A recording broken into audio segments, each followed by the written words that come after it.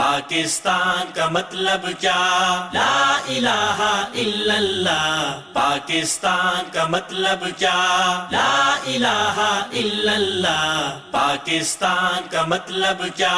لا الہ الا اللہ. شب ظلمت میں گزاری ہے، اٹھ وقت بیداری ہے، جنگ شجاعت جاری ہے. اللہ اکبر. السلام علیکم ناظرین. امن، عافیت اور دین و دنیا میں ترقی اور کامیابی کی بہت سی دعاؤں کے ساتھ میں ہوں آپ کا میزبان یوسف سراج. پروگرام ہے پیغام پاکستان. ہمارے ساتھ تشریف فرما ہے جناب ڈاکٹر محمد حماد لکھوی حفظہ اللہ تعالی. بڑھتے ہیں اپنے موضوعات کی طرف. ڈاکٹر صاحب، یہ پچھلا جو کچھ عرصہ گزرا ہے، اس میں ایک تو بیماری بھی آئی رہی، وائرس، اللہ تعالیٰ اس سے نجات دے کل عالم کو. بہت نقصان ہوا، لیکن ایک نقصان جو ہے وہ علماء کے اس دنیا سے اٹھ جانے کا ہے. وہ بہت لمبی لسٹ ہے، اگر ہم اس کو دہرائیں، وقتاً فوقتاً ہم اس کا تذکرہ کرتے بھی رہیں. تازہ ترین اس لسٹ میں جانے والوں کی لسٹ میں جو اضافہ ہوا ہے وہ ایک تو شیخ الحدیث مفتی حافظ ثناء اللہ خان مدنی رحمہ اللہ تعالی ہیں. حافظہ اللہ کہتے تھے، اب رحمہ اللہ کہنا پڑ رہا ہے بڑے بھاری دل کے ساتھ. پھر شیخ القرآن والحدیث غلام اللہ رحمتی صاحب، پشاور میں بہت بڑا نام، وہ بھی اللہ کے پاس تشریف لے گئے. اسی طرح بہت بڑی برِ صغیر کی ایک شخصیت عطا اللہ شاہ بخاری رحمہ اللہ، ان کے بیٹے مولانا سید عطا المحمد شاہ بخاری بھی اللہ کے پاس پہنچ گئے. اسی طرح لکھنے کے اعتبار سے اور ویسے بھی بڑی ایک معروف شخصیت ڈاکٹر ابو سلمان شاہ جہاں پوری، وہ بھی کوچ کر گئے اس دنیا سے، اللہ کے پاس پہنچ گئے. تو یہ ایک بہت بڑا صدمہ ہے. خاص طور پر لاہور میں ہونے کے حوالے سے ہم نے دیکھا کہ حافظ ثناء اللہ خان مدنی کا بہت بڑا، یعنی عربوں میں بھی ایک ان کا احترام بھی تھا، مقام بھی تھا، نام بھی تھا. لوگ ان سے حدیث کی ایک عالی سند لینے کے لیے اس حدیث پڑھتے تھے اور شاگرد ہونے پہ فخر کرتے تھے. یہ سانحات ہم اس علمی دنیا کے اعتبار سے، علمی شخصیات کے جانے کے اعتبار سے بھی دیکھ رہے ہیں. اس والے سے بھی کچھ ہمیں بات کرنی چاہیے. بسم اللہ الرحمن الرحیم.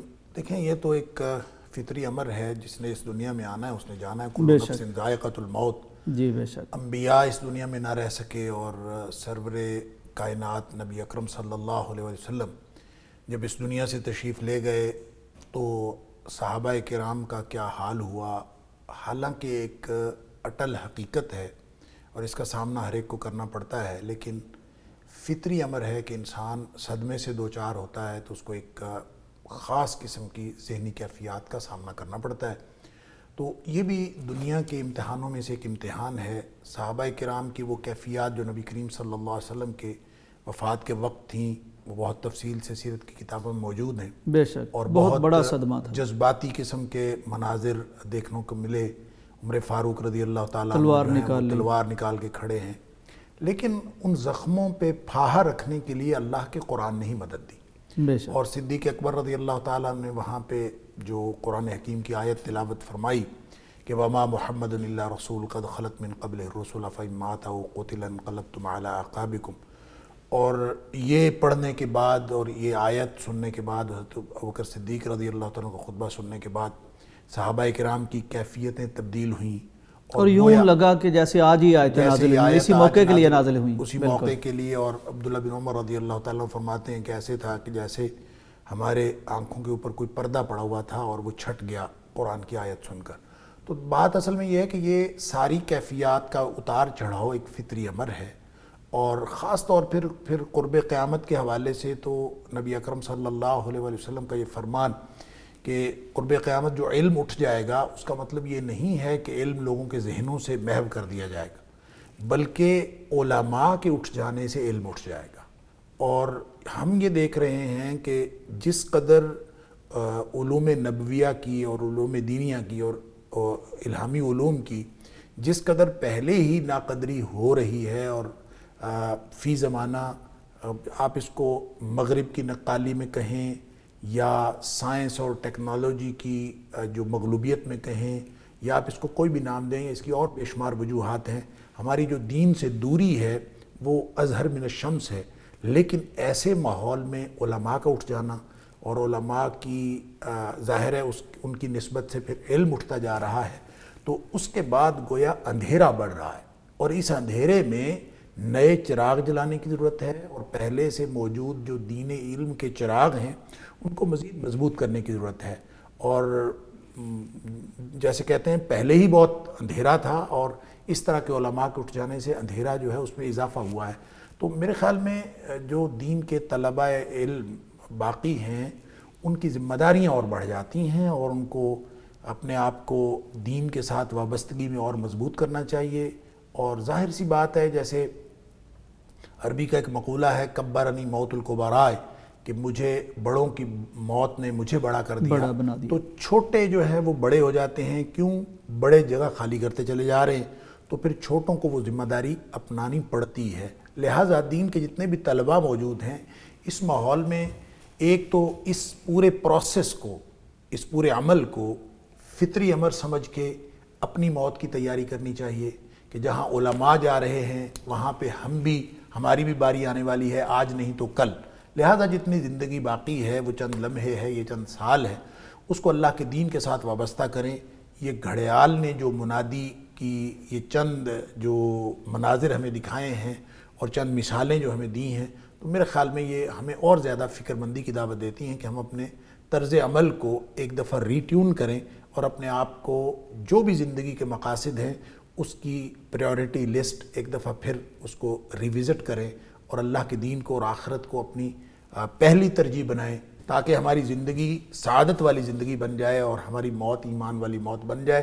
تو اس کے لیے بہرحال تگ و دو اور کوشش کرنی، ابھی اس کی کوشش کرنا۔ دنیا تو حدیث کے اندر آتا ہے کہ نبی کریم صلی اللہ علیہ وسلم فرمایا دنیا اللہ تعالیٰ اس کو بھی دے دیتا ہے جس کو پسند ہو، اور اس کو بھی دے دیتا ہے جس کو ناپسند ہو، لیکن دین ہر ایک کو نہیں دیتا۔ لیکن ایمان ہر ایک کو نہیں ملتا، وہ صرف اس کو ملتا ہے جو اس کے لیے پسند کرتا ہے۔ تو یہ جو حالات ہیں اور اس طرح کے علماء کی ایک یہ کے بعد دیگرے جو جدائی ہے، وہ ہمیں یہی پیغام دے رہی ہے کہ ہم ایمان کو اور ایمان کی حفاظت کو اور اللہ کے دین کو اپنی ترجیح بنائیں، تاکہ اللہ تعالی ہمیں بھی اپنے منتخب بندوں میں شامل کر لے، اور یہ جو بزرگ اس دنیا سے گئے ہیں ان کے ساتھ اللہ تعالی ہمیں جنت الفردوس کے اندر اکٹھا فرمائے۔ آمین۔ شیخ، شاید آپ نے فرمایا کہ دین کی، اہل دین کی، علماء کرام کی نا وہ قدر، وہ معرفت معاشرے کو ہے نہیں، تو تھوڑا سا یہ وضاحت فرمائیے کہ کسی معاشرے کے لیے، کسی ملک کے لیے، یا ایون اس دنیا کے لیے علماء کرام کا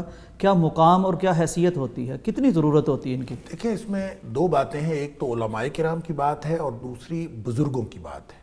بزرگی اٹ سیلف ایک بڑی باعث برکت چیز ہے۔ نبی اکرم صلی اللہ علیہ وسلم کا فرمان ہے البرکۃ مع اکابرکم، بے شک، تمہارے جو بڑے بڑے بزرگ موجود ہوتے ہیں گھر میں ان کی ایک برکت ہوتی ہے، جن کی عمر زیادہ ہے، جن کی عمر زیادہ ہے۔ حتیٰ کہ نبی اکرم صلی اللہ علیہ وسلم نے بوڑھے کو، الشیبہ کا لفظ ہے کہ بوڑھے کی جو عزت کرنا ہے وہ اللہ تعالیٰ کو بہت پسند ہے، اور نبی اکرم صلی اللہ علیہ وسلم نے مختلف حدیث میں مختلف اسالیب کے تحت بوڑھوں کی اور بڑوں کی جو عزت ہے، اور یعنی یہ اللہ تعالیٰ کی عزت کرنے میں سے ہی ہے، یہ اللہ کی عزت کرنے کے مترادف ہے، بڑے عالم کی اور بڑے بوڑھے کی عزت کرنا۔ لہٰذا ایک اور پھر شیخ وہ بھی کہ اللہ تعالیٰ اس کے ہاتھ خالی نہیں اٹھاتا جس کی داڑھی سفید ہو، عمر زیادہ ہو۔ اچھا، کافی سارے اسالیب میں نبی اکرم صلی اللہ علیہ وسلم نے بوڑھے اور بزرگوں کی فضیلت بیان کی ہے۔ لہٰذا میرے خیال میں ایک تو جو عمومی زندگی میں جو طرز عمل سکھایا گیا ہے، ہم من لم یرحم صغیرنا ولم یوقر کبیرنا فلیس منا، جو ہمارے چھوٹوں پر رحم نہیں کرتا اور ہمارے بڑوں کی عزت نہیں کرتا وہ ہم میں سے ہے ہی نہیں۔ تو یہ ایک ڈسپلن ہے اصل میں زندگی کا کہ بڑوں کی عزت کی جائے۔ لہٰذا جس شخص کو اللہ نے آپ سے 4 دن پہلے اس دنیا میں بھیج دیا ہے تو اس کی اس لیے بھی عزت کرنا ضروری ہے کہ وہ آپ سے پہلے اس دنیا میں آیا ہے، اور اللہ کریم نے اس کو ایک عزت اور فضیلت اور توقیر سے نوازا ہے، سینئرز کی عزت، اور سینئر کی عزت کرنی چاہیے۔ ایک تو یہ اس کا ایک پہلو ہے بزرگوں کے حوالے سے۔ دوسرا علم کے حوالے سے ہے، ظاہر ہے علماء کی قدر کرنی چاہیے۔ جب علم اٹھتا جا رہا ہے، اور علم اٹھنے کا جو پروسیجر نبی اکرم صلی اللہ علیہ وسلم نے بتایا وہ علماء کے اٹھنے سے ہے، لہذا علماء کی ان کی زندگی میں قدر کی جانی چاہیے، اور علماء کی قدردانی جو ہے وہ دراصل علم کی قدردانی ہے، اور جب آپ علم کی قدردانی کرتے ہیں تو آپ طلباء علم میں شمار ہوتے ہیں، اور طلباء علم کا جو ان کی فضیلت ہے اور ان کا جو مقام و مرتبہ ہے وہ نبی اکرم صلی اللہ علیہ وسلم نے فرمایا کہ یہ تو کوئی شخص ایک راستے پر جب چلتا ہے جو علم کا راستہ ہے تو وہ گویا جنت کے راستے پر چلتا ہے۔ نبی اکرم صلی اللہ علیہ وسلم یہ بھی فرمایا جو علم کا طالب ہوتا ہے واقعتاً، یعنی وہ حقیقی علم کا طالب ہے، تو اس کے لیے مخلوقات تمام کی تمام مخلوقات دعائیں کرتی ہیں، فرشتے بھی دعائیں کرتے ہیں اور زمینی مخلوق بھی دعا کرتی ہے، حتیٰ کہ نبی اکرم صلی اللہ علیہ وسلم نے فرمایا کہ جو سمندروں کی مچھلیاں ہیں وہ بھی اس کے لیے دعائیں کر رہی ہوتی ہیں، یعنی پوری مخلوق اس کے پوری لیے مخلوق دعا اس کے کر لیے رہی دعائیں کر ہے، رہی ہوتی ہے۔ فرشتے سمندروں میں گویا یہ مچھلیاں، اس پورے عمل کے ساتھ تعلیم و کتنا تعلم مبارک کے عمل عمل ہے کے یہ، ساتھ جڑ سبحان جانا، اللہ۔ اور پھر اس طرح کی پھر خاص طور پہ قرآن کا علم اور نبی کریم صلی اللہ علیہ وسلم کی احادیث کا علم، اس کے بارے میں خیرکم من تعلم القرآن وعلمہ، جو قرآن کے تعلیم و تعلم کے ساتھ جڑا ہوا ہے اس سے بہتر آدمی کوئی ہو نہیں سکتا۔ تو یہ جو فضیلتوں اور درجوں کا ایک پورا ڈسپلن نبی کریم صلی اللہ علیہ وسلم دیا، یہ علماء کے ساتھ اور اکابر کے ساتھ جڑا ہے۔ اس لیے میرے خیال میں اپنے رویے کو ہمیں ریوزٹ کرنے کی ضرورت ہے۔ میں اور آپ ہم سب ایک دفعہ پھر اپنے آپ کو اس مقصد کے لیے، اپنے فوکسڈ مقصد کے لیے لگانے کی کوشش کریں کہ ہم زندگی علم اور علماء اور بڑوں کی زندگی ان کے ساتھ ہم جڑ جائیں تو انشاءاللہ یہ تو قرآن نے جب کہا کہ وَاصْبِرْ نَفْسَكَ مَعَ الَّذِينَ يَدْعُونَ رَبَّهُمْ بِالْغَدَاةِ وَالْعَشِيِّ يُرِيدُونَ وَجْهَهُ وَلَا تَعْدُ عَيْنَاكَ عَنْهُمْ تُرِيدُ زِينَةَ الْحَيَاةِ الدُّنْيَا، کہ دنیا چاہنے کے لیے ان نیک لوگوں سے پیچھے ہٹ جانا۔ تو آج کل جو علماء کی ناقدری ہے اس کی وجہ تو یہی ہے کہ ہم اصل میں ہمارے مقاصد بدل گئے ہیں، ہم دنیا چاہتے ہیں، اور علماء کا دنیا کے ساتھ اس طرح سے تعلق نہیں ہوتا۔ وہ دنیا میں رہنا تو سکھاتے ہیں لیکن دنیا کو مقصد بنانا نہیں سکھاتے، وہ آخرت کو مقصد بنانا سکھاتے ہیں۔ تو اس طرح سے ہمیں اپنے ٹارگٹس ری وزٹ کرنے کی ضرورت ہے۔ یوں انشاءاللہ علم اور علماء کے ساتھ ہماری نسبت بھی ہوگی اور اللہ کے دین کے ساتھ نسبت بھی ہوگی۔ اور ڈاکٹر صاحب آپ نے فرمایا کہ یہ قیامت کی نشانی بھی ہے۔ ایک تو آپ کا اشارہ یقیناً حدیث کی طرف ہوگا کہ علماء کا اٹھ جانا، تو یہ کس طرح قیامت آ جائے گی؟ اگر علم اٹھتا ہے، علماء اٹھتے ہیں تو قیامت قریب آ جائے گی یا کس طرح یہ معاملہ ہے؟ اصل میں یہ قرب قیامت کی جو مختلف قسم کی نشانیاں ہیں اس میں تو یہ بھی ہے کہ قرآن جو ہے وہ مٹ جائے گا، قرآن کے الفاظ مٹ جائیں گے، قرآن اٹھا لیا جائے گا اور قرآن کے الفاظ جو ہیں وہ ختم ہو جائیں گے، اس طرح کی چیزیں بھی ہیں۔ اور علم کا اٹھ جانا بھی قرب قیامت میں سے ہے۔ یہ اصل میں ایک ڈیٹیریشن کی، ایک زوال کی ایک علامت ہے جو فتن کے دور کی نشاندہی کرتی ہے۔ مثلا یہ جو حدیث جس میں علماء اور علم کے اٹھ جانے کا ذکر ہے، اس میں آگے نبی اکرم صلی اللہ علیہ وسلم فرمائے، اور یہ حدیث بخاری شریف میں بھی، مسلم شریف میں بھی اور دیگر کتابوں کے اندر موجود ہے کہ ان اللہ تعالی لا يقبض العلم انتزاعا ينتزعه من العباد، اللہ تعالیٰ بندوں سے اس طرح علم نہیں اٹھائے گا کہ ان کے ذہنوں سے محو کر لے یا کھینچ لے، ایسا نہیں ہوگا، بلکہ ایسا ہوگا کہ وَلَٰكِن يَقْبِضُ الْعِلْمَ بِقَبْضِ الْعُلَمَاءِ، علم اس طرح سے اٹھے گا کہ علماء اٹھتے چلے جائیں گے، جیسے علماء اٹھتے چلے جا رہے ہیں۔ اور ظاہر ہے جس ماحول میں علماء ختم ہو جائیں گے تو پھر کیا ہوگا؟ جب علماء ختم ہو گئے، حتیٰ اذا لم يبق عالما، جب کوئی عالم باقی نہیں رہے گا تو کیا ہوگا کہ اتخذ الناس رؤوسا جہالا، لوگ جو ہیں وہ جاہل لوگوں کو اپنا سردار اور اپنا پیشوا اور امام بنا لیں گے، لیڈر، پیشوا اور امام بنا لیں گے، اور پھر ظاہر ہے وہ ان سے مسئلے پوچھیں گے، فسئلوا، پھر وہ ان سے مسئلے پوچھیں گے، اور وہ جو ظاہر ہے کسی جاہل کو جب امام بنا لیا، جاہل کو بڑا بنا لیا، لیڈر بنا لیا، تو وہ جب وہ مسئلہ بتائے گا تو وہ کس بنیاد پر بتائے گا؟ اس کے پاس علم تو ہے نہیں۔ تو اس لیے نبی اکرم صلی اللہ علیہ وسلم فَأَفْتَوْا بِغَيْرِ عِلْم، پھر وہ فتویٰ دیں گے بغیر علم کے۔ اب علم ان کے پاس ہے نہیں لیکن فتویٰ ہر شخص کے پاس ریڈی ہوتا ہے۔ آپ دیکھ لیں دین کے معاملے میں تو ہم نے ویسے ہی اس قدر بے توجہی کا اور اس قدر لاپرواہی کا ہم نے مظاہرہ کیا ہے، اور اوورآل ہمارا مزاج یہ بنا ہوا ہے کہ فتویٰ آپ جس سے مرضی لے لیں۔ یعنی دو باتیں، جان اور ایمان، سب سے زیادہ قیمتی ہیں۔ تو انہی دو چیزوں کے بارے میں ہم اتنے کیئر لیس ہیں اور بلکہ کیئر فری ہیں کہ ہمیں پتہ ہی نہیں ہوتا کون نسخہ بتا رہا ہے۔ نسخہ بھی ہر بندے کے پاس ہوتا ہے اور فتویٰ بھی ہر بندے کے پاس ہوتا ہے۔ تو نبی اکرم صلی اللہ علیہ وسلم فَأَفْتَوْا بِغَيْرِ عِلْم، بغیر علم کے وہ فتویٰ دیں گے، نتیجہ کیا ہوگا؟ فَضَلُّوا وَأَضَلُّوا، خود بھی گمراہ ہوں گے اور دوسروں کو بھی گمراہ کریں گے۔ تو گویا یہ جو میں پہلے عرض کر رہا تھا کہ اندھیرا اور بڑھتا ہے علماء کے اس دنیا سے اٹھ جانے کے بعد، وہ دراصل اندھیرا مادی اندھیرا نہیں ہے، وہ تو شاید ہم روشنیوں کی چکا چوند کے اندر زندگی مادی گزار رہے ہیں۔ اعتبار سے، مادی اعتبار سے تو جس قدر روشنی آج کل ہے شاید اس سے پہلے ماضی میں نہیں تھی، لیکن علمی اور روحانی اعتبار سے ہم اور الہامی اعتبار سے اور علوم نبویہ کی روشنی کے اعتبار سے ہم مزید اندھیرے کی طرف چلے جا رہے ہیں۔ بہت شکریہ ڈاکٹر صاحب۔ ناظرین کرام، یہ بڑی اہم بات ہو رہی ہے، علماء کا اٹھنا قیامت کی نشانی، اور پھر خاص طور پر اس میں ایک جو حدیث مبارکہ میں اشارہ کیا گیا اور اس کی کیفیت آج نظر بھی آ رہی ہے کہ لوگ علماء کے اٹھنے کے بعد ان لوگوں کی طرف رجوع کریں گے جو علماء نما ہوں گے، گندم نما جو فروش. تو ایسے میں اب پہچان کیا ہے کہ ہم نے اصلی عالم کے پاس جانا ہے؟ ہمیں کیسے پتہ چلے گا کہ یہ عالم ہے نہیں ہے، کوئی ہمیں متاثر کر رہا ہے؟ تو اس کا جواب لیتے ہیں بریک کے بعد. پاکستان کا مطلب کیا؟ لا الہ الا اللہ. پاکستان کا مطلب کیا؟ لا الہ الا اللہ. پاکستان کا مطلب کیا؟ لا الہ الا اللہ. شب ظلمت میں گزاری ہے، اٹھ وقت بیداری ہے، جنگ شجاعت جاری ہے. اللہ اکبر. پاکستان کا مطلب کیا؟ لا الہ الا اللہ. پاکستان کا مطلب کیا؟ لا الہ الا اللہ. پاکستان کا مطلب کیا؟ لا الہ الا اللہ. شب ظلمت میں گزاری ہے، اٹھ وقت بیداری ہے، جنگ شجاعت جاری ہے. اللہ اکبر. ناظرین ویلکم بیک ٹو پیغام پاکستان. اور ڈاکٹر صاحب بہت اہم یہ بات ہے، بہت اہم یہ نقطہ ہے کہ جب علماء اٹھیں گے ان کی جگہ جہلاء آئیں گے، نادان آئیں گے، بیوقوف آئیں گے، اپنی خواہشات کے مطابق، لوگوں کی خواہشات کے مطابق تو فتویٰ دیں گے، دین کی ان میں روح نہیں ہوگی. اور پھر جب علم اٹھتا جائے گا تو کوئی ایک بھی اللہ اللہ کہنے والا نہیں بچے گا، تو قیامت آ جائے گی اور جب یہ چیزیں نہیں رہیں گی. سوال یہ ہے ڈاکٹر صاحب، سوشل میڈیا کا دور ہے، میڈیا کا دور ہے، لباس سے، وضاقتہ سے، گفتگو سے، اپنی وہ منطق سے، چرب لسانی سے بہت سے لوگ اس وقت بھی موجود ہیں جن سے عوام الناس متاثر ہیں اور ان کے خیال میں یہ اصل علماء ہیں. لیکن جب آپ جیسے اسکالرز کے پاس بیٹھتے ہیں، دیگر علماء کے پاس بیٹھتے ہیں تو اندازہ ہوتا ہے کہ ان کا علم کی گہرائی سے کوئی تعلق ہی نہیں ہے. تو کیسے عام لوگ پہچانیں کہ ہم نے کس سے فتویٰ لینا، کس سے مسئلہ پوچھنا ہے، عالم کون ہے اور بہروپیہ کون ہے؟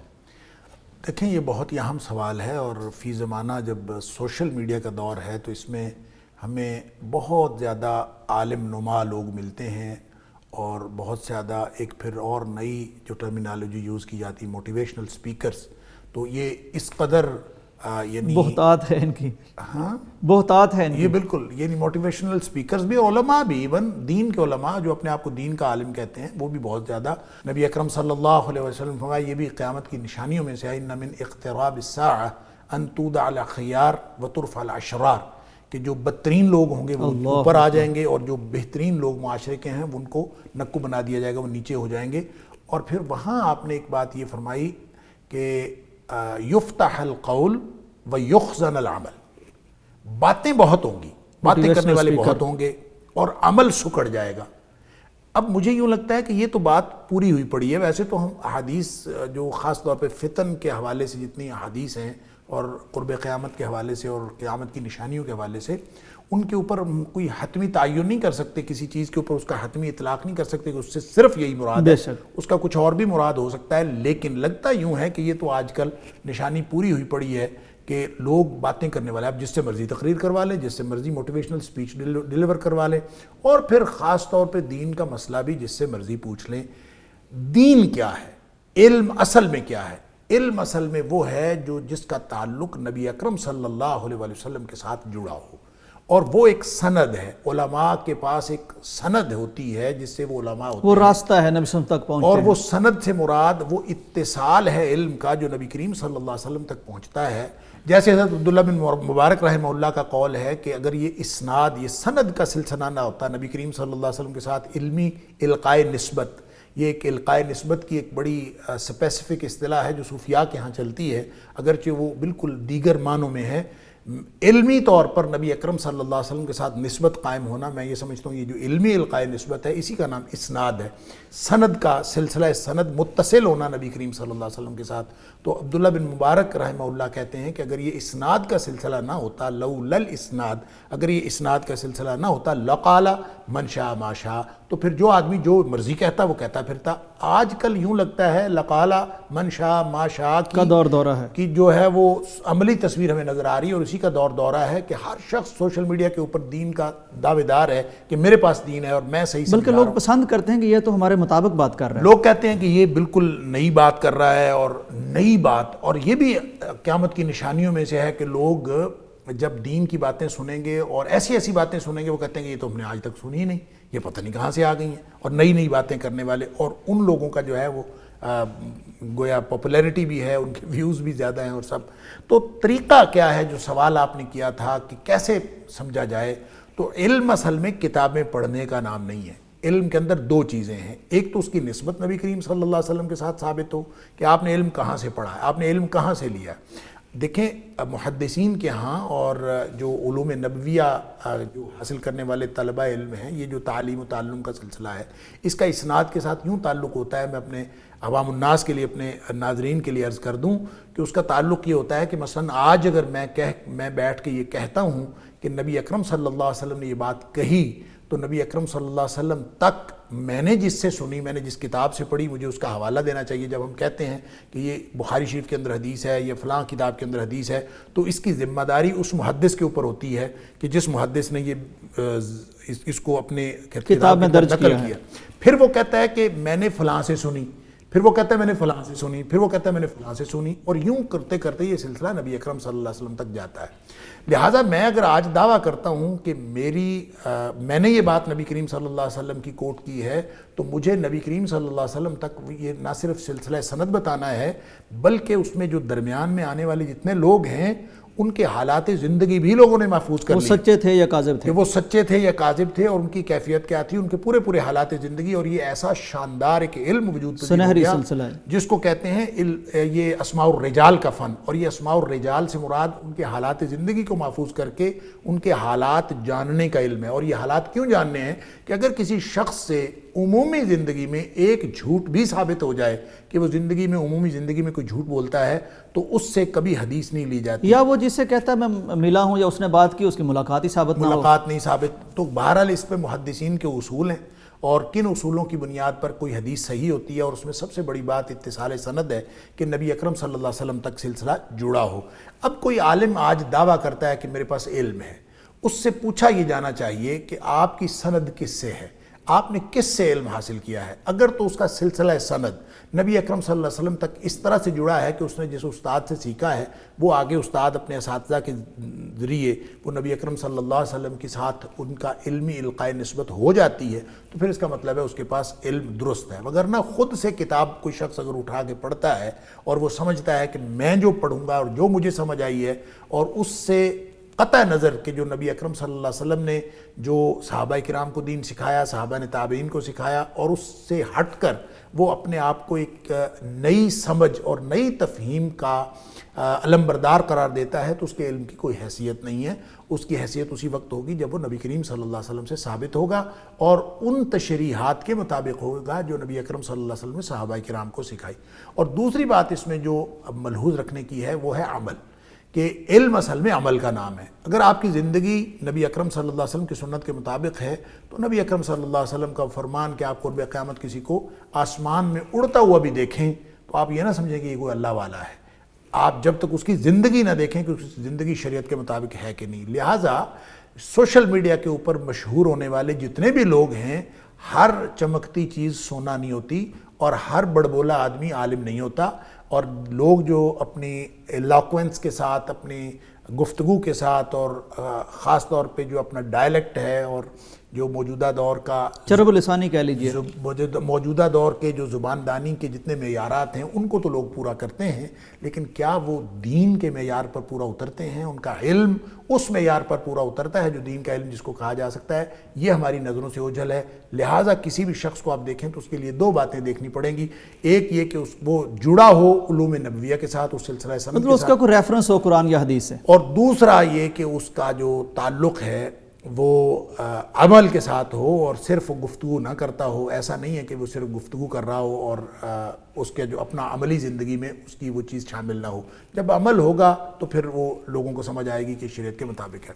اب یہ جو دو باتیں جب آپ دیکھتے ہیں تو پھر ایک مشکل جو مجھے اور آپ کو اور ہمارے ناظرین کو پیش آ سکتی ہے کہ سوشل میڈیا پہ تو ہمیں پتہ نہیں چلتا کہ یہ جو ہے وہ کوئی شخص واقعی عمل کر رہا ہے کہ نہیں کر رہا, وہ کتنا عامل ہے. سوشل میڈیا پہ پوری دنیا سے لوگ سن رہے ہوتے ہیں, تو عمل کا تو نہیں پتہ چلتا, لیکن اس کے گفتگو کا تو علم ہوتا ہے، اس کی گفتگو کے معیارات کا تو اندازہ ہوتا ہے کہ اس کی گفتگو میں اللہ کے قرآن کی اور نبی اکرم صلی اللہ علیہ وسلم کی صحیح حدیث کی کتنی اس کو بنیاد میسر ہے اس کی گفتگو کو۔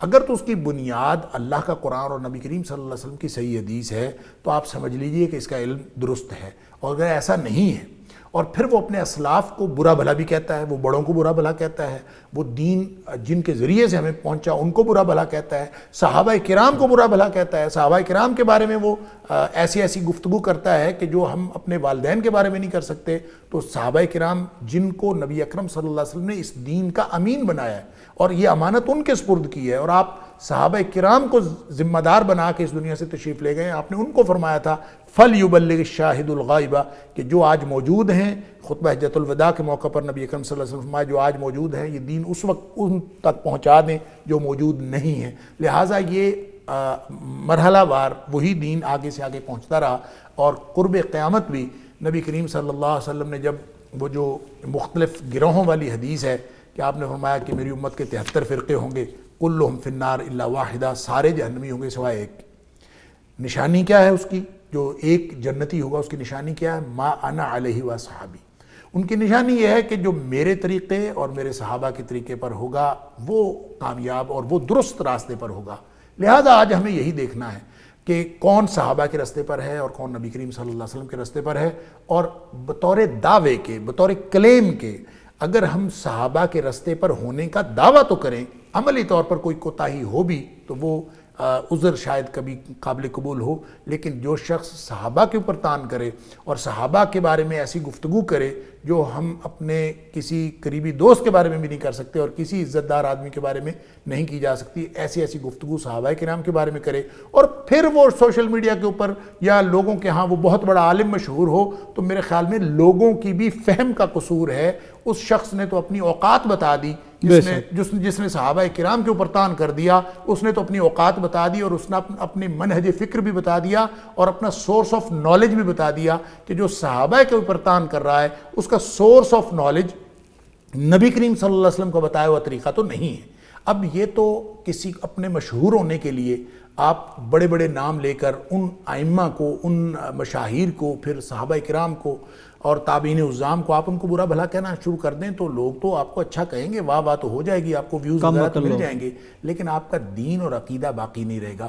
لوگوں کو یہ بھی سمجھ نہیں آتی۔ میں یوسف صاحب آپ نے بڑا اہم سوال پوچھا ہے، میں کل ہی ایک اپنے بڑے ہی قابل قدر اور قابل فخر دوست کے ساتھ تھا جس کی نیکی پہ مجھے کوئی اعتراض نہیں ہے، لیکن لوگوں کی سمجھ کس طرح سے آلودہ ہوتی ہے کہ وہ ہمارے اسی طرح کے سوشل میڈیائی ایک مفکر کے بارے میں کہہ رہے تھے کہ وہ جو ہے زبان کا برا ہے اور زبان کی برائی کی وجہ سے اس کی بہت ساری باتیں اس کے سے غلط نکل جاتی ہیں، اور اسی چکر میں وہ صحابہ کے خلاف بھی بات کر جاتا ہے، تو اصل میں وہ ٹھیک آدمی ہے۔ تو میں نے کہا آپ کو اس بات میں فرق ہی محسوس نہیں ہو رہا کہ زبان کی خرابی اور عقیدے کی خرابی میں زمین آسمان کا فرق ہے۔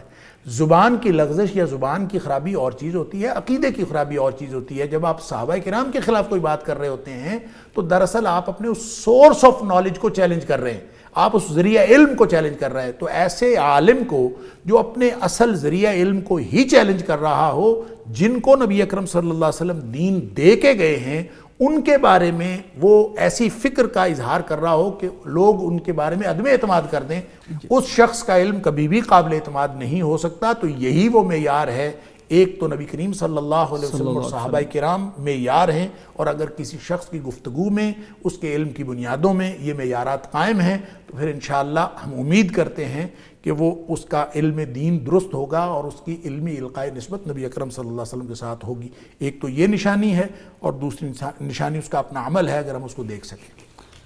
ناظرین بہت اہم بات ہے یہ، چونکہ دین کی بات ہے اور دین کا سکہ وہ آخرت کے بازار میں چلنا ہے، اسی سے ہماری کامیابی یا ناکامی ہونی ہے۔ خلاصہ کلام یہ جو گفتگو ہوئی بہت خوبصورت، بہت دلکش، اس میں یہ ہے کہ جو بھی بات ہو اس کا ایک تو ریفرنس ہونا چاہیے۔ میری خواہش، کسی کی خواہش، کسی کی بات وہ دلیل نہیں ہے۔ دلیل یا تو اللہ کا قرآن ہے یا صاحب قرآن ہے جس پہ اللہ تعالیٰ نے قرآن مجید نازل فرمایا، اور پھر وہ پورا سلسلہ ہے، وہ چین ہے صحابہ کرام سے لے کر محدثین تک، آج کے علماء تک، جن کو اللہ تبارک و تعالیٰ نے منتخب فرمایا ہے اس دین کی ترویج، تبلیغ، اشاعت اور حفاظت کے لیے نبی صلی اللہ علیہ وسلم کے بعد یہ اللہ کا نظام ہے۔ اگر کوئی اس پورے سسٹم کو چیلنج کرتا ہے اور کوئی اپنی نئی بات لے کے آتا ہے تو ظاہر ہے وہ نہ تو اللہ تعالیٰ نے بھیجی ہے، نہ پیغمبر کی اس پہ مہر ہے، نہ وہ پوری امت کا فہم ہے۔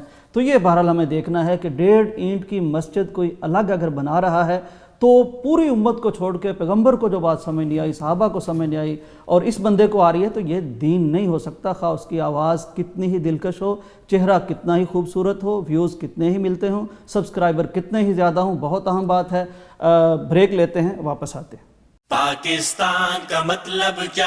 لا الہ الا اللہ۔ پاکستان کا مطلب کیا؟ لا الہ الا اللہ۔ پاکستان کا مطلب کیا؟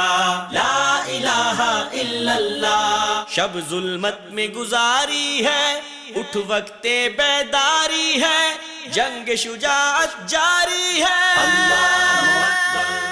پاکستان کا مطلب کیا؟ لا الہ الا اللہ۔ پاکستان کا مطلب کیا؟ لا الہ الا اللہ۔ پاکستان کا مطلب کیا؟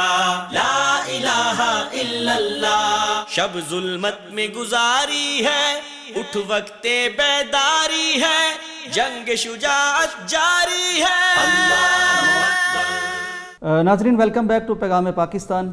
ڈاکٹر صاحب، یہ سارا سلسلہ جو آج ہماری گفتگو کا مرکز اور محور ہے، علماء اٹھ رہے ہیں، دین کے بارے میں رویے بدل رہے ہیں، اور اسی کا نتیجہ ہے کہ دنیا بری طرح ہمیں اپنے شکنجوں میں لے رہی ہے، شیطان اپنے شکنجوں میں لے رہا ہے۔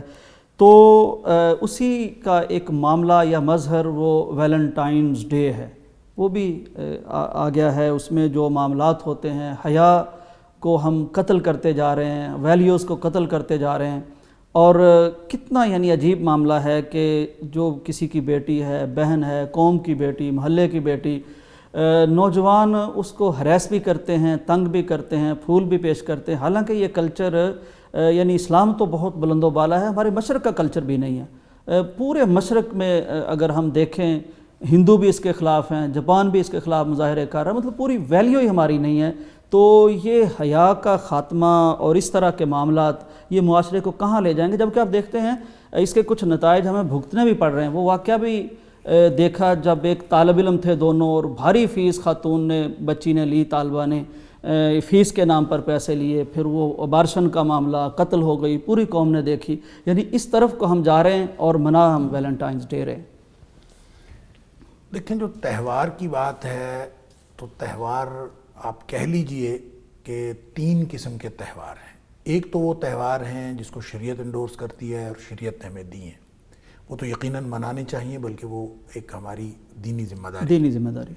دوسرے وہ تہوار ہیں جو ہمارے اپنے نہیں ہیں، غیروں کے ہیں، جس کا تعلق کلچر کے ساتھ ہو سکتا ہے، ثقافت کے ساتھ ہو سکتا ہے، یا کسی دوسرے ملک کے، دوسرے دین کے کلچر کے ساتھ ہو سکتا ہے، کسی بھی جگہ، لیکن اس کا کوئی مذہبی یعنی کسی دوسری قوم کے کلچر کے ساتھ ہو سکتا ہے، لیکن اس کا کوئی مذہبی بیک گراؤنڈ نہیں، بلکہ وہ معاشرتی اور سماجی نوعیت کے تہوار ہیں۔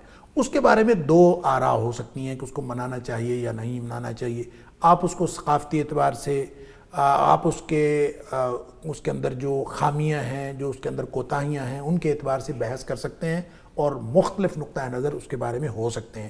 اگر اس کے اندر کوئی شرعی طور پر ممانعت نہیں ہے تو ایسے جو معاشرتی نوعیت کے تہوار ہیں اس کو بھی منا لینے کے بارے میں دونوں آراء موجود ہیں، جائز بھی ہو سکتا ہے، اور اگر اس میں کوئی ناجائز بات ہو تو ناجائز بھی ہو سکتا ہے۔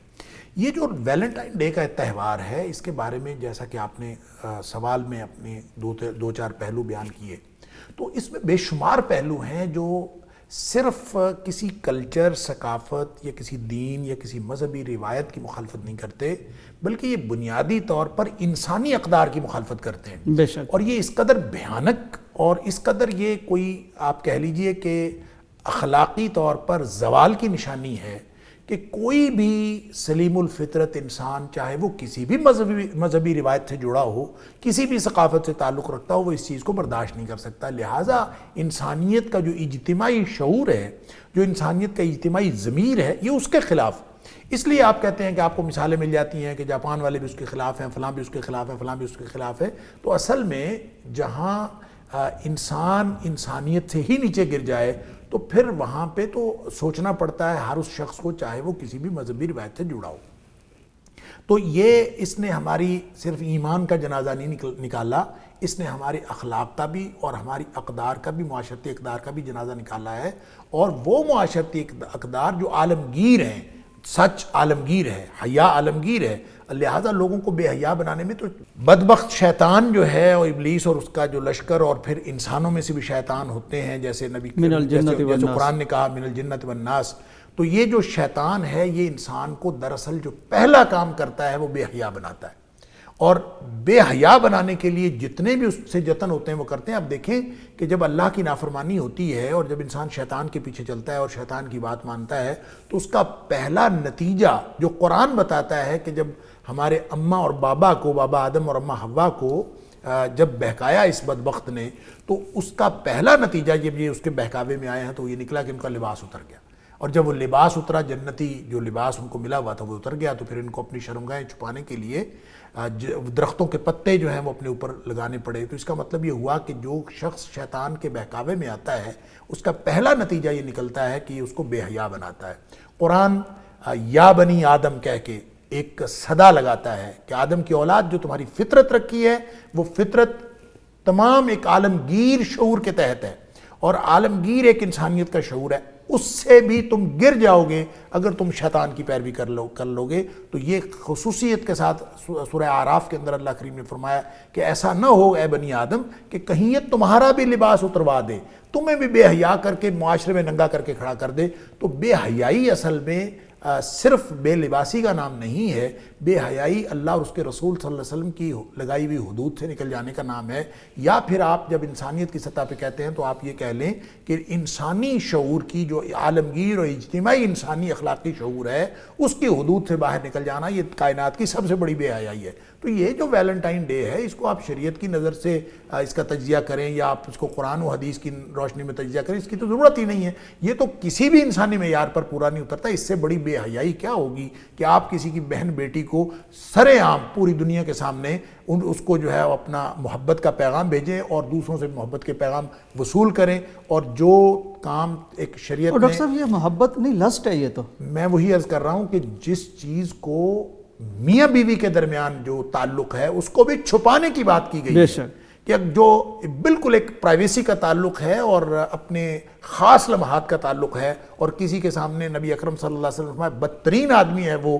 جو آپس کی جو میاں بیوی کی بات ہے وہ لوگوں کے سامنے رکھتا ہے، تو یہ تو میاں بیوی بھی نہیں ہے، آپ بالکل غیر محرم کے ساتھ کسی اجنبی کے ساتھ ایک رشتہ استوار کرتے ہیں، اور رشتہ کیا ہے؟ وہ بے غیرتی کا رشتہ ہے۔ اس بے غیرتی کے رشتے کو پوری دنیا پہ آپ پروان چڑھا رہے ہیں، اس کو سوشل میڈیا پہ ڈال رہے ہیں، اس پہ ہمارا مین سٹریم میڈیا پہ اس کی حمایت کر رہا ہے، اس کو انڈورس کر رہا ہے۔ تو اصل میں یوں کہہ لیجئے کہ جو قوم اس کو بحیثیت قوم منا رہی ہے اس کے اخلاق کا جنازہ نکل چکا ہے، اس کی اخلاقی حدود ہے کہ ایمان کا تو اس کیفیت کے ساتھ تعلق سرے سے ہے ہی نہیں، کیونکہ نبی اکرم صلی اللہ علیہ وسلم کو فرمان ہے کہ ایمان اور حیا یہ تو دونوں قرنا جمیعہ، ان کو اکٹھا رکھا گیا ہے، یہ اکٹھے ہوتے ہیں، ایک چلا جائے اذا رفع احدہما، جب ان میں سے ایک اٹھا لیا جاتا ہے تو رفع الاخر دوسرا بھی چلا جاتا ہے۔ ایسا کبھی ہو سکتا نہیں ہے کہ ایک آدمی بے حیا ہو اور اس کے اندر ایمان ہو۔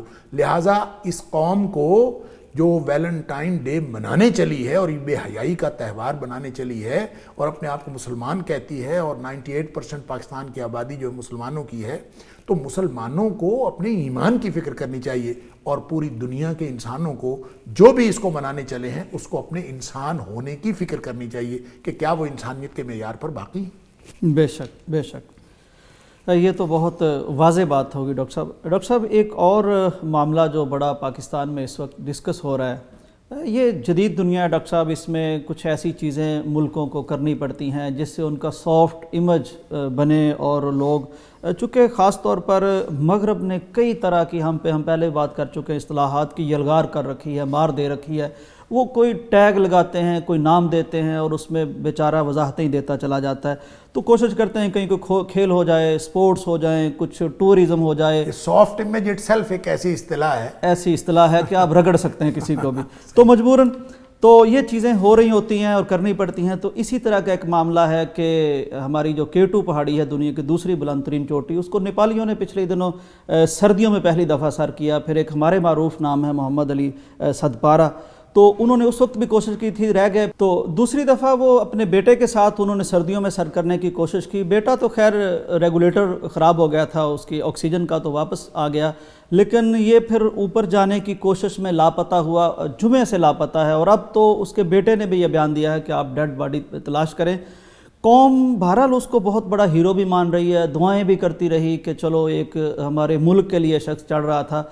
اس پہ ڈاکٹر صاحب ایک تو یہ ہے کہ ٹھیک ہے جذبات ہیں سب کے, ملک کی ضرورت ہے, سارا کچھ ہے, لیکن بطور مسلمان کچھ سوچ بھی آتی ہے کہ کیا اس طرح کی کوئی ٹریولنگ, اس طرح کوئی سفر جس میں ہلاکت ہی ہلاکت ہو, چلے جانا, اس کا کوئی ملک و قوم کو فائدہ بھی ہے کہ نہیں؟ آپ کیا سمجھتے ہیں؟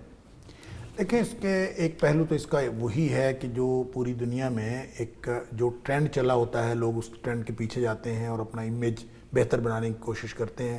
اور پھر خاص طور پہ پاکستان کو, جس کو ایک عرصے سے اور گزشتہ چند دہائیوں سے دہشت گردی کا سامنا تھا, اور ہم نے بہت ہی کٹھن حالات دیکھے ہیں, اور ان حالات میں پوری دنیا کے لوگ جو ہیں وہ پاکستان آنے سے ڈرتے تھے, اور پاکستان میں لوگوں کو اٹریکٹ کرنے کے لیے اس طرح کی سرگرمیوں کو بڑا ضروری سمجھا گیا, اور ظاہر ہے کہ یہ پوری دنیا کے لوگوں کو اٹریکٹ کرتی ہیں.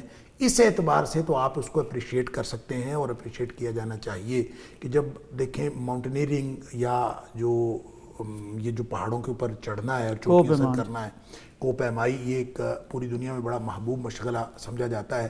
تو پوری دنیا کے کوہ پیما ظاہر ہے کہ وہ اس پر اٹریکٹ ہوں گے, اور ان کی توجہ پاکستان کی طرف ہوگی. اور پاکستان کو اللہ تعالیٰ نے جس طرح کے موسم دیے ہیں اور جس طرح کا جو لینڈسکیپ دیا ہے, اور اس طرح سے جیسے دوسری بلند ترین چوٹی K2 بھی پاکستان میں ہے, تو یہ لوگ جو ہیں وہ اٹریکٹ ہوتے ہیں. اس طرح اگر وہ محمد علی صدپارہ ہوں یا کوئی اور کوہ پیما ہو, تو ان کی ان خدمات کو سراہا جانا چاہیے. یہ بات تو درست ہے, لیکن یہ ایک پہلو ہے, یہ بات مکمل نہیں ہے.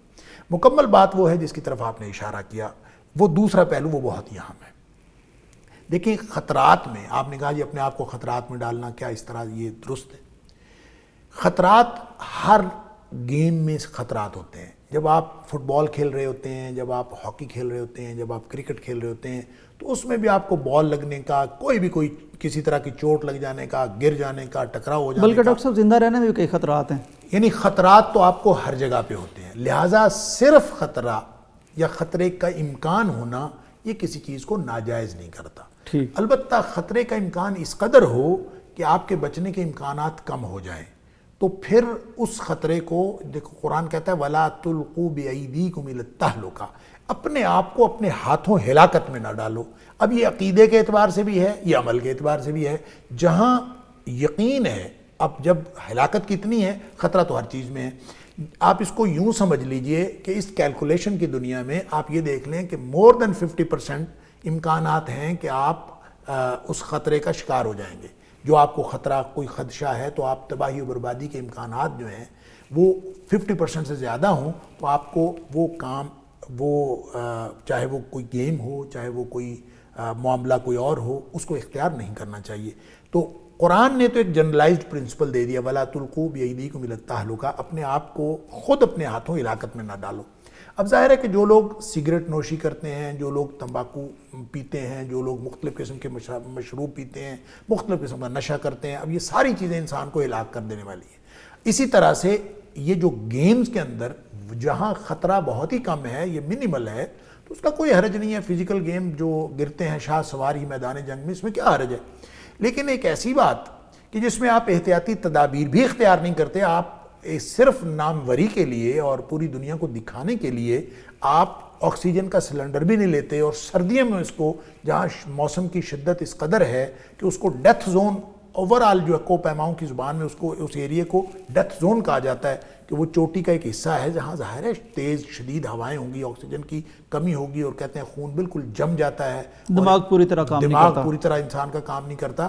تو وہاں آپ اگر یہ کوشش کریں کہ میں بغیر آکسیجن کے سلنڈر کے اور بغیر کسی سہارے کے, اور میں اس کو سر بھی کر لوں اور سردیوں میں کر لوں, تو یہ میرے خیال ہے کلیئر کٹ اپنے آپ کو ہلاکت میں ڈالنے کی بات ہے. لہٰذا جہاں ایک طرف ملکی اعتبار سے اس کی قابل قدر اور خراج تحسین پیش کر دینے والی ایک خدمت ہے، اور اس کو جو قوم ہیرو سمجھ رہی ہے، ساتھ اس پہلو کو نظروں سے محو نہیں کرنا چاہیے کہ اس نے اپنے آپ کو ہلاکت میں ڈالا، اور یہ ہرگز نہیں ڈالنا چاہیے تھا۔ اور آئندہ بھی جو اس طرح کے جو افراد ہیں وہ اگرچہ ہماری قوم کا بہت بڑا سرمایہ تھا، اللہ کرے کہ اب بھی اس کو کوئی امکانات ہوں اور وہ زندہ بچ کے آ جائے، کوئی اللہ تعالیٰ کوئی معجزہ کر دے اور وہ زندہ بچ کے آ جائے، تو اس طرح اپنے آپ کو ہلاکت میں ہرگز نہیں ڈالنا چاہیے۔ اگر وہ قوم کا سرمایہ تھا تو وہ ایک بہت بڑا سرمایہ ہم نے بے احتیاطی کی نظر کر دیا، بے احتیاطی کی نظر ہو گیا، اور یہ جو انسانی جان ہے یہ بہت قیمتی ہے، اس کو خواہ مخواہ اس طرح سے کوئی سٹنٹ کرتے ہوئے یا کوئی ناموری کی خاطر ضائع کرنا، یہ کوئی کسی بھی طرح سے یہ مستحسن نہیں ہے، اور شریعت نے تو اس کو حرام کیا ہے، اور اپنے آپ کو آپ ہلاکت میں ڈال رہے ہیں چاہے کسی بھی طرح سے۔ اس لیے میں خاص طور پہ نوجوانوں کو جو دیکھیں محمد علی صد پارہ کے ساتھ ہمدردیاں ہم سب کو ہیں، اور ہم سب کا دل اس کے ساتھ دھڑک رہا ہے، ہمارا دل کر رہا ہے، ہمارا جی چاہ رہا ہے، ہم سب دعائیں کر رہے ہیں اللہ کرے کہ وہ بحفاظت واپس آ جائے اور زندہ سلامت ہو اور کوئی اللہ تعالیٰ معجزہ کر دے۔ لیکن آئندہ کے لیے لوگوں کو بھی یہ سمجھنا چاہیے، اور ہمارے خاص طور پہ نوجوانوں کو یہ سمجھنا چاہیے کہ کوئی بھی چیز ایک حد تک ٹھیک رہتی ہے، اور اس حد کے آگے جہاں ہلاکتیں زیادہ ہوں انجوائمنٹ سے یا کسی بھی چیز سے، تو اس چیز کو اختیار نہیں کرنا چاہیے۔ اور ایسی چیز جس میں گیم کے نام پر یا کھیل کے نام پر آپ اپنے آپ کو ہلاکت میں ڈال رہے ہوں، تو ایسا ہرگز نہیں کرنا چاہیے، شریعت اس کی قطعاً اجازت نہیں دیتی۔ ناظرین اکرام، گفتگو کا ماحصل یہ ہے کہ یہ ساری ایکٹیویٹیز ان کو ہم اپریشیٹ بھی کرتے ہیں، جہاں ملک و ملت کی خدمت ہے، قوم کی خدمت ہے، اور ایون اثار کی بات ہے، یہ اپنے آپ پہ دوسروں کو ترجیح دینا، خواہ وہ وطن ہو، ملک ہو، قوم ہو، یہ اچھی باتیں ہیں۔ لیکن جس طرح یہ جان کسی کی محترم ہوتی ہے، جان ہم لے نہیں سکتے، ضائع نہیں کر سکتے، ڈاکٹر صاحب نے جیسے فرمایا یہ بڑی قیمتی چیز ہے، اسی طرح خود ہم اپنی جان کے مالک اس اعتبار سے نہیں ہیں کہ ہم نعوذ باللہ خودکشی کر لیں، اپنے آپ کو تلف کر دیں، ختم کر دیں۔ تو یہ اسی طرح ہے کہ بہت زیادہ رسک میں اپنے آپ کو ڈالنا، خطرات میں ڈالنا، یعنی ہم اپنے آپ کے مالک نہیں ہیں، اللہ کو جواب دہ ہیں۔ تو یہ چیزیں اس حوالے سے بھی دیکھی جانی چاہیے، گورنمنٹ بھی دیکھے، ہم بھی دیکھیں، غور کریں، اس جان کی بہرحال حفاظت ہونی چاہیے۔ پروگرام کا وقت ختم ہوتا ہے، مجھے اور میری ٹیم کو اجازت دیجیے، اللہ حافظ۔ پاکستان کا مطلب کیا؟ لا الہ الا اللہ۔ پاکستان کا مطلب کیا؟ لا الہ الا اللہ۔ پاکستان کا مطلب کیا؟ لا الہ الا اللہ۔ شب ظلمت میں گزاری ہے، اٹھ وقت بیداری ہے، جنگ شجاعت جاری ہے۔ اللہ اکبر۔